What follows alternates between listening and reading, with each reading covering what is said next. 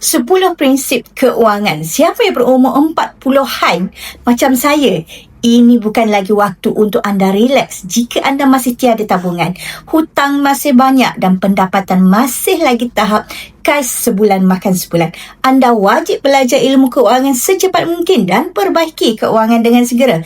Selagi anda masih ada kudrat untuk bekerja dan berusaha, masih belum terlambat lagi. Tetapi kaedah ini tidak ada jalan pintas. Buat perkara yang betul dari sekarang.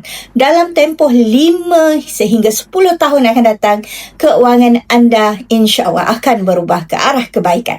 Saya kongsikan 10 prinsip keuangan yang wajib anda ikuti. Yang pertama, disiplinkan diri menabung sekurang-kurangnya 10% daripada pendapatan setiap bulan.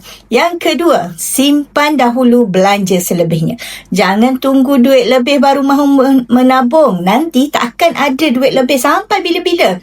Yang ketiga, sentiasa hidup di bawah kemampuan. Bukannya ikut kemampuan, apatah lagi ikut kemahuan. Itu lagi berbahaya. Berpada-pada dengan hutang. Jangan sesekali berhutang kecuali pada perkara yang benar-benar jadi keperluan yang mendesak. Yang seterusnya, yang kelima, jika perlu membeli sesuatu dan perlu bayar secara ansuran, bermakna anda masih belum mampu. Menabung dahulu. Apabila sudah cukup duit, barulah membuat pembelian. Yang seterusnya, yang keenam, jangan sesekali melabur kecuali guna duit lebihan daripada tabungan 6 sehingga 12 bulan pendapatan. Selagi belum cukup tabungan, fokus tambah tabungan terlebih dahulu. Yang ketujuh, pelaburan terbaik ialah ilmu. Baca buku dan hadir seminar keuangan. Jangan berhenti menabung.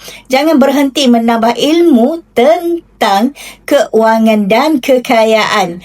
Join circle yang betul. Circle yang sentiasa obses. Tambah tabungan, bina kekayaan dan untuk melupuskan hutang. Circle inilah yang akan menentukan masa depan anda. Sentiasa tingkatkan pendapatan dan pelbagaikan sumber pendapatan untuk tambah tabungan anda. Jangan bergantung hanya pada satu pendapatan sahaja.